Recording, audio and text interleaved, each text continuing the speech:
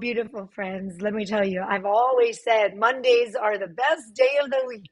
But ask me about Sundays, and I'll tell you something a little bit different. Dr. Shaheem is back for us to talk about Sundays and the feelings that we get on Sundays. Dr. Shaheem, is this Oh, very true? The Sunday blues?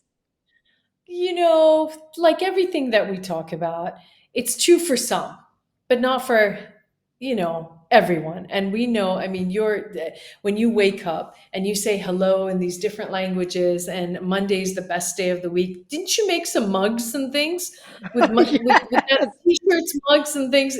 I love that. I mean, if I had coffee out of that mug, what a way to set the week, right? And this is what we're going to talk about today. We're going to talk about why, for some people, the Sunday blues sets in, that sort of creeping sense of dread on Sunday evening. And it does impact a significant number of people across roles, industries, different levels, experiences. And right from the bat, let me tell you, it doesn't mean that you hate your job. People think, individuals who experience this, that it's job related, but it's much deeper than that.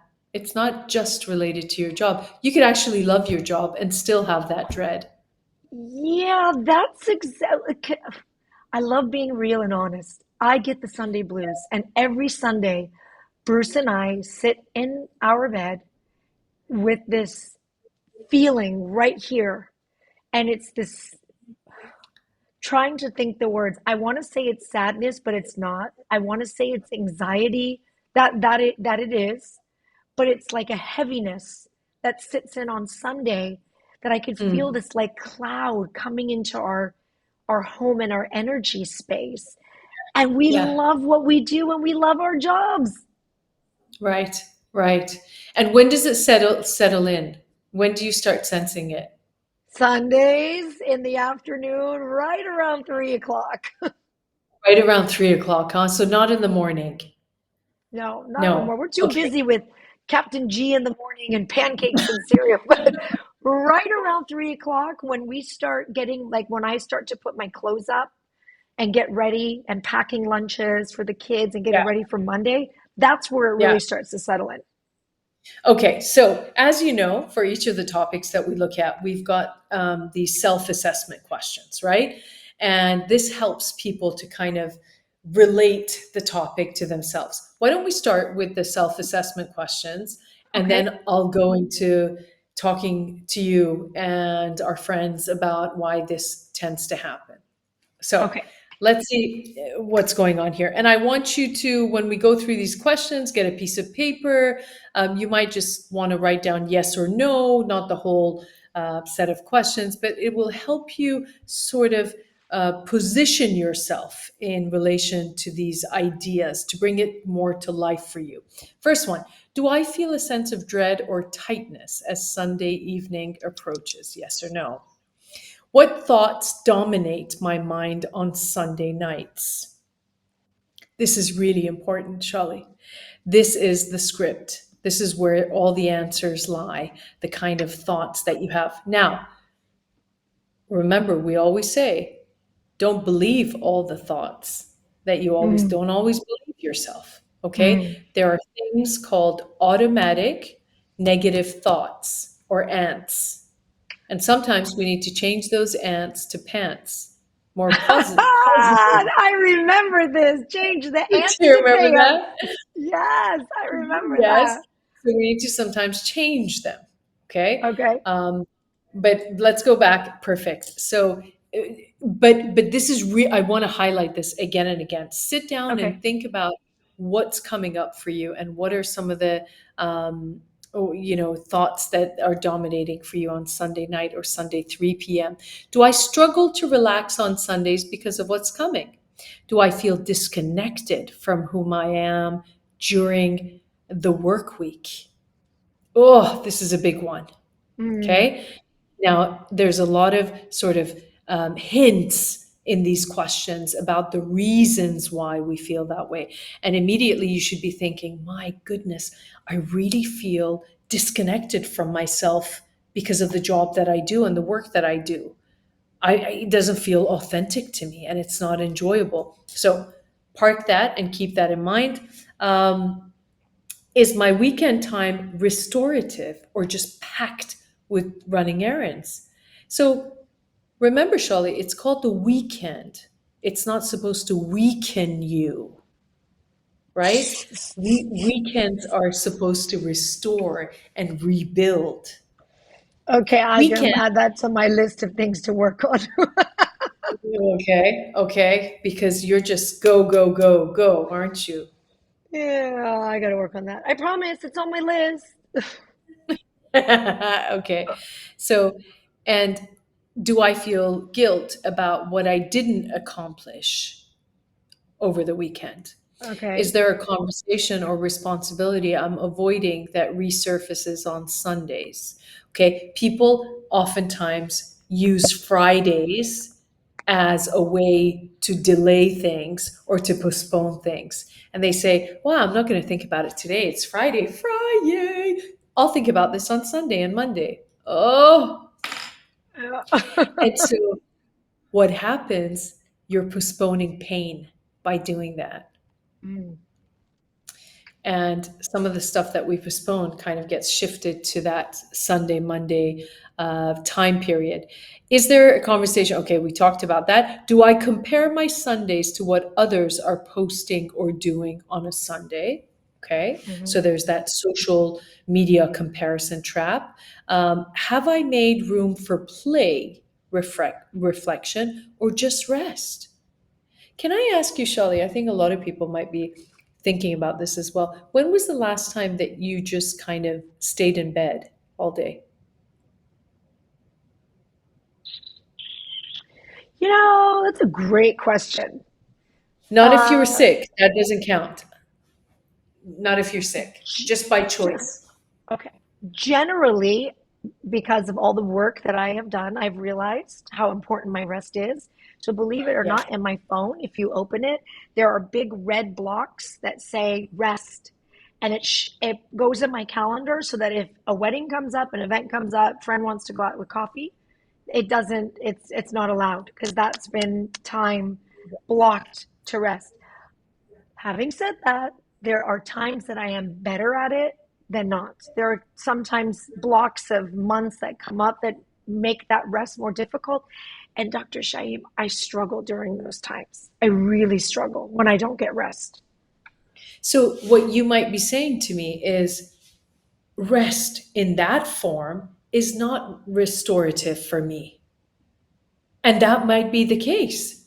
Remember, there is no one size fits all. You might be saying staying in bed actually creates a bit of irritation and frustration for me. Like I Oh my feel gosh, more, yes, it does. okay, see? So and it might be counterproductive for you. Yes. And you might be resentful of others who might want to just do that because it doesn't work for you and you don't like it. And you're surprised as to why, other members of your family would maybe want to do that. Do you ever get frustrated about I that? do. I do. I like rest, but for a certain amount of time. I can't sit all day and just rest. There's a time, a few hours, I think is Yeah. for me enough. Yeah. Yeah. And doing stuff and achieving stuff gives you that sense of satisfaction, right? Yeah. Laundry, when I get my laundry done, makes me so happy.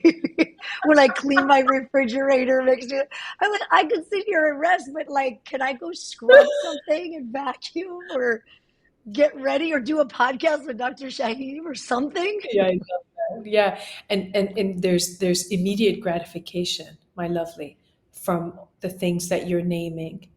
Okay. But I must highlight, remember, first of all, rest comes in different forms for different people. We don't rest, you don't get any credit for sleep. That's not rest. Rest That's not is rest? intentional. No, sleep is your Eh, biological responsibility. You don't get any points for wait, I sleep. thought that was resting. That doesn't count? Sleep is sleeping. There's a whole world going on Oh, when we sleep, and it's so important. And central to your health and well-being. But rest, that kind of deliberate, intentional carving out of time to rest during wakeful hours, is so important. And But even though cleaning out the fridge gives yeah, you immediate gratification because you see the fruits of your labor, gratification from resting will come many years later for you, Shally. when you say resting, does that mean I'm lying in bed just staring at the ceiling, No, journaling, quiet? Like what does that mean? immediate. Right. See, it's different for you. For some, it's just lying down in bed, staring out the window. Okay. Okay. For others, it could be getting a massage. For others, it's meditating or doing some form of light exercise that they enjoy. Okay. Right. I do Sound those. therapy. I do Yeah. massage. I do like a facial. I do go for a walk. That's resting. Facial, you rest when you're getting a facial, Yes. and there's Okay. also a positive outcome. It doesn't have to be just being in bed, Okay. Okay. right? Then yes, I do It's that. important for people to kind of identify walking your pet, stroking your pet, spending time with your pet. Those are restful moments. And those restful moments Mm, reset our psychological well-being. And even though at that moment you don't get the gratification or the reward from it, but listen to me when I tell you, many years down the line, those moments of rest accumulate and reward you in terms mhm. of your longevity and your health. Okay?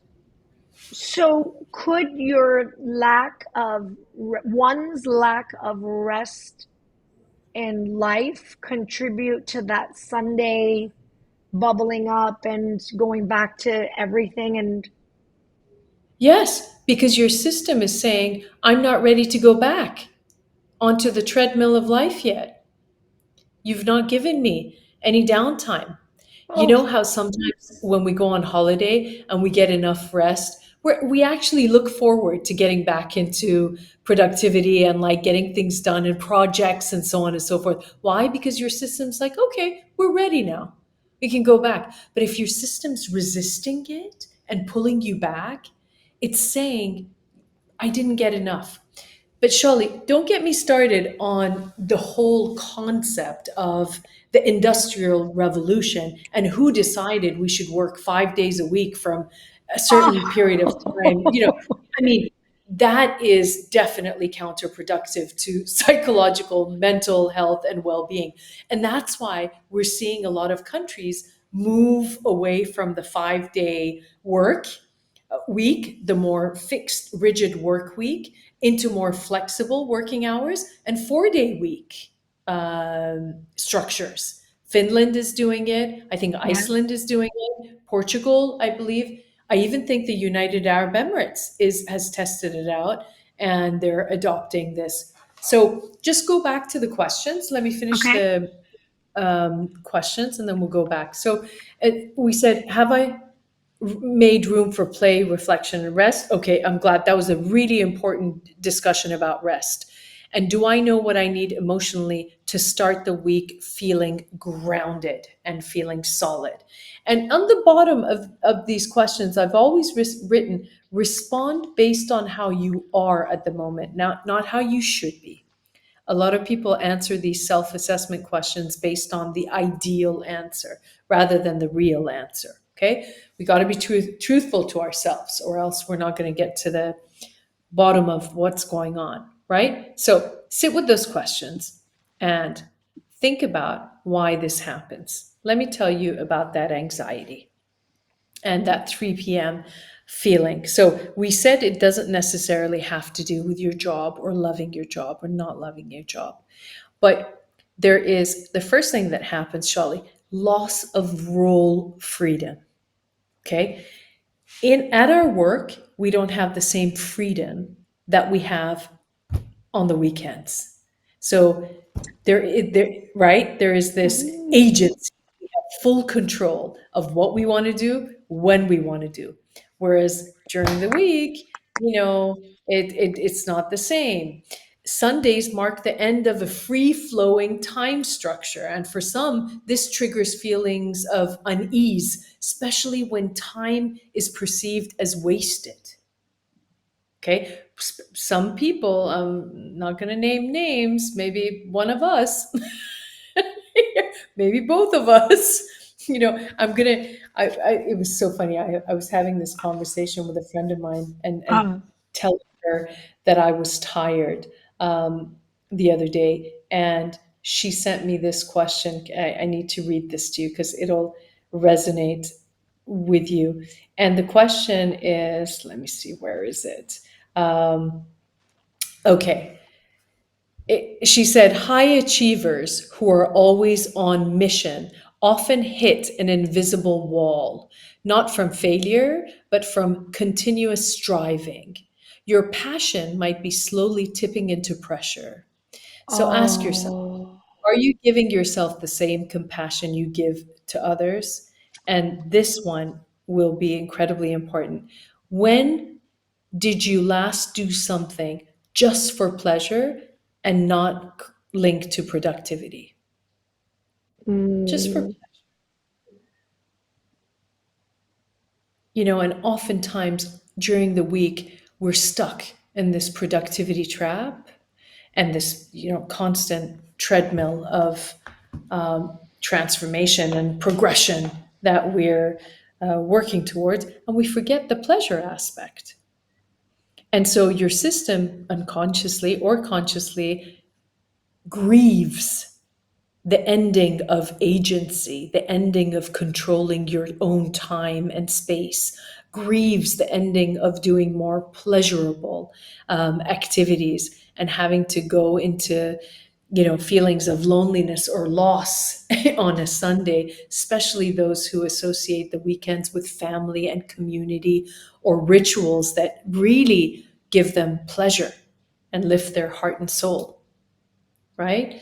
So there's this anticipatory anxiety, the dread of upcoming responsibilities, the triggers that might come, the stressors that might come. And it's a threat system. And it's not Monday we fear, it's how we feel throughout the week. And yes. that the Monday is the beginning of that, that creates that sort of anxiety. And that's why you've helped to not demonize Mondays. Don't blame Mondays for Don't your blame dissatisfaction. Mondays. No, I do really believe Mondays are the best day of the week. I look at it for the weekend that I got 2 or 3 days to sleep in, generally, Yeah. to be with my kids, to be with my family, to do my laundry, just to do the things that I'm not able to do Monday through Friday. So I look at Yeah. Mondays as being a way to whatever happened this last week, let's put it there. And this is like a blank canvas of what you choose to do with it. My co-anchor, Raul, every morning on Mondays, I say on the news, good morning, it's Monday, September, whatever. Some like to call it the best day of the week. And he always looks at me on air and he goes, and some don't. And I think it's and it's perspective, it really Yeah. is. Um, but it's It's interesting when perspective, and it's how you design, how you look at it. yes, yeah. Right? Uh, And you choose a different perspective. So even though some of this underlying stuff might be bubbling over for you, you monitor and manage it by offering a more, positive perspective. hmm. Okay. But there's other things we can do as Okay, tell me. well. Okay. So redesign your Sundays and your Mondays. Do something on Monday morning that generates joy. Like, Like like what what, would like for somebody like example, me? I mean, Mondays generate joy for me. I'm very happy on Mondays. I get up and I'm like, let's go, let's go. But yeah, okay. But give me for an example, so instead of waking up and yes. being sluggish and being, oh God, it's Monday, what if you scheduled one of your favorite exercise classes on Monday morning? Most people don't Okay. even exercise Monday morning because they're like, oh, forget about it. No, I don't want to do it. They wait towards the end of the week. But Redesign your Sunday evenings and Monday morning. For example, have a walk and talk session with your partner That's on a great Sunday one. evening. That's a You great know, one. walk Do and you know talk. what I do on my now that you said that? It reminded me what I very deliberately scheduled on Monday nights in my house. Anybody that's Tell me. on social media with me, you'll know. I do Monday family nights, and music classes are scheduled in my home with my mom and my brothers, and anybody who wants food comes to my house on Mondays because it is the best day. And I create joy, I know. music, family in my house on Monday nights. Every Monday. And you can do it any other night of the week, but Yep. you No, choose to do it Monday. on a Monday. Yep. And look how wonderfully that starts your week. See, it Yeah. can't, it's not by accident, Shally, that you have a different relationship with Okay, great. But can Mondays. you fix the Sunday though? Okay, so what are we going to do Sundays? Plan a Sunday ritual you love. Give your brain Okay. something to look forward to before the Monday, okay? Okay. Sunday can't be all about chores. Most people Sundays are it's life admin. And it can't be like that.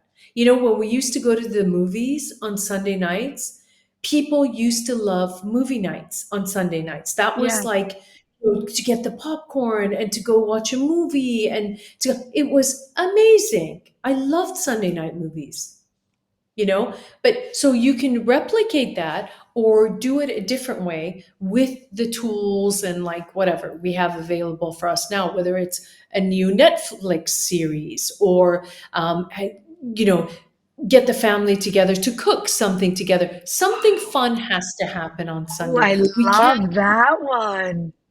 Right? So you have a recipe. Each child or each member of the family chooses a recipe throughout the week and you cook it together on Sunday evening. I love that idea. Right? Simple. And it's a simple hack. Everyone has something to look forward to. It teaches great skills to the kids about how to shop for the ingredients of the food that they have to cook. It teaches them cooking skills, serving skills. You can have like a feedback session. I mean, there's it's so rich in stuff that can happen. Okay. Now, before Sunday, you got to make sure you close the loop on Fridays. Remember, we talked about postponing pain. Yes. Yes. And in order to, as much as you can, try and close the loop on certain activities or tasks or whatever it is that you need to do, wrap up or delegate open tasks to reduce this anticipatory stress or anxiety that you might have. Okay. Build micro recovery moments into your weekend. Don't just collapse and you think that, oh my goodness, I need another weekend to recover from this weekend. Okay. People say that sometimes on holiday. They say, I need another holiday to recover from this holiday. Why do we do that to ourselves? Great question, Dr. Shaheem. So we got to make sure that that we do that, and then we go back to that question of what's coming up for you. Listen to what's coming up for you. Is it people that you know, in terms of our job, Shally, there's a couple of really important elements. It's important how much we feel recognized at work. It's important how much autonomy we have at work. It's important how fair we think things are at work. It's important how much relatedness we have with our colleagues. And the fifth one, it's important who I am and what my goals are in this job, my roles and responsibilities. If any of these are off balance, if I perceive the working environment as unfair, if I'm not clear on my goals and objectives, if I don't have any friends or colleagues or any points of relatedness or healthy bonds and attachments, if I don't feel I belong, remember, if you don't belong, don't belong. Okay? And listen, you can do all the Sunday movies and the dinners and the rest and micro massages and this and that. But at the end of the day, we're not going to shy away from the conversation of perhaps it is your job. Perhaps you're not happy. But what I'm saying is don't go to the obvious. There are other peripheral things that you Yes. can do to at least make it better. And Shally, there might be people listening that say, "Oh, Dr. Shaheem, thanks, but I have a mortgage to pay." Okay, who said I need to love my job? Or I don't know many people. And sadly, Shally, the research says that about 82% of people are not really passionate about their profession or their Hmm. jobs, which is sad. Okay, but I understand there's mortgages. So what I'm saying, on one hand, you've got the evaluation of your work and your work environment. And on the other hand, you've got all these other peripheral activities and practices that you could engage in to make it better. And given the right time and space and the context, then you can slowly take the steps necessary to maybe find another job or another employment. But meanwhile, pain is inevitable, but suffering is optional. This is age old Buddhist ideology. We do feel pain, but we don't need to suffer throughout. And that's why you reduce the suffering by engaging in passionate, purposeful, pleasurable activities that take the edge off. You got me thinking of all different ways on how I am going to redesign my Sundays as I have done on my Mondays. And that's what these sessions are all about, to just get you thinking. For you, our friends who are watching, to find ways to kind of redesign your life, small, big, any which way, to make the changes so that you just live happier lives. Dr. Shaheem, thank you again for another beautiful session. Sunday I love it. Blues. Sunday And blues. Do we have the reflection questions we want to oh, yeah, let's share? do that. Let's do that. Let's do that Yeah. for sure. Yes. Just a couple of questions for people to think about between this episode and our next one. Okay. Okay. So start thinking about, to what extent do your weekends help you relax or weaken you, Oh, right? that's a good Are you question. running around, engaging in life admin only, or doing too much partying, whatever it is? What do you need to change? What would Okay. Sundays look like if they were designed to serve your nervous system, not your to-do list? And that's where the pleasure and purposeful activities come in. And how do your Sundays reflect or challenge your current lifestyle values or identity? Are they aligned with what you value? So if you value family, why not make some time to spend more time with family rather than just sitting and waiting for Monday to dawn, to to arrive upon us? Yeah. I know what I'm going to start doing on Sundays if it's possible. I'm going to put in my Can I come? calendar. I was going to say call Dr. Shaheem every Sunday. Perfect. You might I'll get a be phone there. call. It always brings me joy to see you. No, I love you. I Thank love you you. too. Thank you, Dr. Shaheem, for this. And I think this is going to get people to start thinking and realizing you have the ability to just sit and make these small little redesigns in your life that truly will make a world of difference in your lives. Really. Absolutely. Absolutely. And we're here to help you ignite those insights. So, whatever we can to help in that redesign, we're here for you. Thank you, Dr. Shaheem. Another session of More Than Mind. Thank you, Shelley. See you soon.